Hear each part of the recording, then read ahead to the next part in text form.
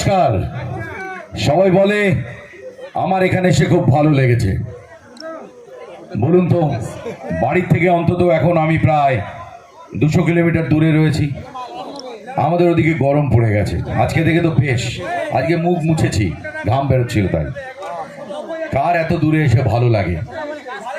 কিন্তু আমি তো চেয়েছিলাম এই দিনটা আমার জীবনে আসুক। আপনার বাড়ি যেমন কলকাতা থেকে 200 কিলোমিটার দূরে, আমারও বাড়ি কলকাতা থেকে 75 কিলোমিটার দূরে, বসিরহাটের একটি ছোট্ট গ্রাম, বাদুড়িয়া থানার অন্তর্গত আরবালিয়া। সেখানেই আমি বড় হয়েছি, সেখান থেকেই আমার বেড়ে ওঠা, সেখান থেকেই আমার ইচ্ছা জাগে আমি সিনেমা করব, আমি সিরিয়াল করব, আমি মঞ্চে কাজ করব, আমি মানুষের ইমোশনগুলোকে ফেরত দেবো। ইমোশন মানে কান্না, হাসি, দুঃখ, ব্যথা, বেদনা, আনন্দ, সবগুলো। এই পথ এত সোজা ছিল না, কারণ আমি এই কলকাতা শহরে একাই এসেছিলাম আমার বাবার সঙ্গে। কলকাতায় জায়গা হয়নি, আত্মীয় স্বজন পরিজন সবাই কলকাতায় থাকতো, কারণ তাদের আর্থিক পরিস্থিতি কলকাতায় থাকার মতো আমাদের ছিল না। আমরা দুই ভাই, বাবা আর মায়ের সংসার আর এক অবিবাহিত জ্যাঠা, গ্রামের ভেতরে ছিলাম। তো সেখান থেকে আমি 96 সালে ব্যারাকপুরে আসি। আমার বাবা চাকরি করতেন।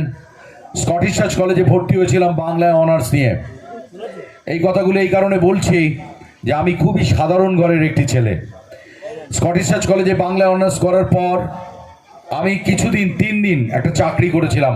বুঝেছিলাম চাকরি বাকরি আমার দ্বারা হবে না। আমি বাংলা ফিল্ম ইন্ডাস্ট্রিতে প্রথম আসি 97 সালে। দেখতে টালিগঞ্জ জায়গাটা কীরকম, না আমার কাকা জ্যাঠা মামা মেশো কেউ আছে, আমি একাই এসেছিলাম বন্ধুদের সঙ্গে।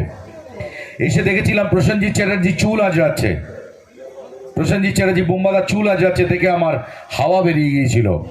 ভেবেছিলাম আমার কি করে হবে, কি গ্ল্যামার, কি দেখতে, কি ইন্ডাস্ট্রি, সিনেমা আর্টিস্ট সব, কি চিরঞ্জিতদার হাইট, কি অভিষেক চ্যাটার্জিকে রাজপুত্রের মতো দেখতে, শুধু তাপস পালকে কি অসাধারণ দেখতে।